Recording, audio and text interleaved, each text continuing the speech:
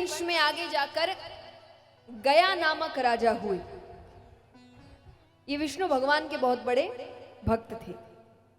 अब एक बार शिकार खेलने जाते हैं तो गलती से हिरण के धोखे में मारा हुआ तीर एक ब्राह्मण को लग जाता है।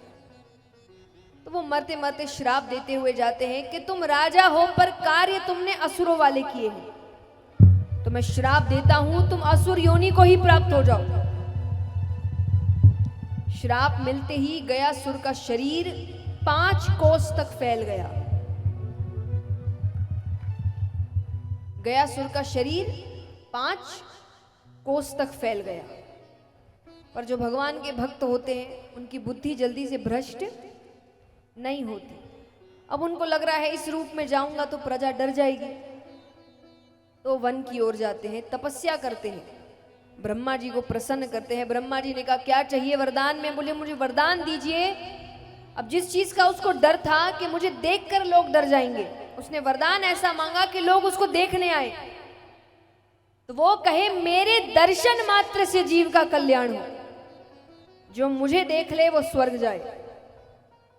ब्रह्मा जी ने कहा तथास्तु। अब अपने राज्य वापस आए। अब बात आग की तरफ फैलने लगी। अब दूर दूर से लोग उसे देखने आ रहे हैं। पापियों की मौज थी। अब यहां नरक खाली होता गया, सब स्वर्ग पहुंच रहे हैं, संतुलन बिगड़ने लग गया। देखिए जीवन और दुनिया, प्रकृति, ये सब संतुलन पर चलती है।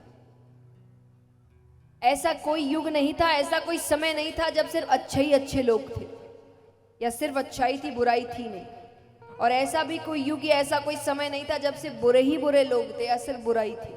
ये दोनों हमेशा रहते हैं, क्योंकि यही संतुलन है। तो चीज संतुलित होनी चाहिए। अब संतुलन बिगड़ रहा है तो भगवान आते हैं। अब भगवान उसको बता रहे हैं कि उसकी वजह से संतुलन बिगड़ रहा है।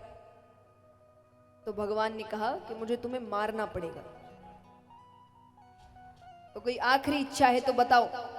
उसने कहा एक नहीं 2 इच्छाएं हैं, और अगर दोनों पूरी कर दी आपको मारने की जरूरत नहीं, मैं अपने प्राणों का दान दे दूंगा, यानी मैं अपने प्राण खुद त्याग दूंगा। तो उसने क्या वरदान मांगा?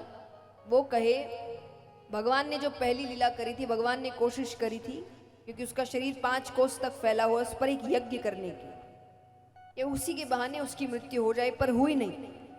तो वो कहे इस यज्ञ को करते वक्त जितने देवी देवता मुझ में निवास कर रहे हैं, क्योंकि जब आप कोई मंगल कार्य करते हो उस स्थान पर देवी देवता आते हैं, तो वो कहे कि इस यज्ञ को करते हुए जितने देवी देवता मुझ में निवास कर रहे हैं वो जब तक सूरज चांद रहेंगे मुझ में निवास करेंगे।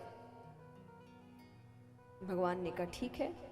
दूसरी इच्छा, बोले ऐसे तो श्राद्ध इत्यादि करने से मुक्ति मिल जाती है, पर कोई ना कर पाए, सामर्थ्य ना हो, तो कोई अगर मेरे धाम में आकर इतना कह दे कि हे भगवान मेरे पितृेश्वरों को मुक्ति दीजिए, तो आप उनके पितृेश्वरों को मुक्ति प्रदान करेंगे।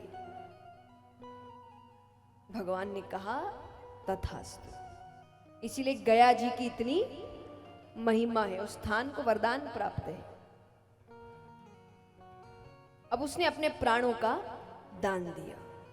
दान कोई भी हो बहुत महत्व रखता है।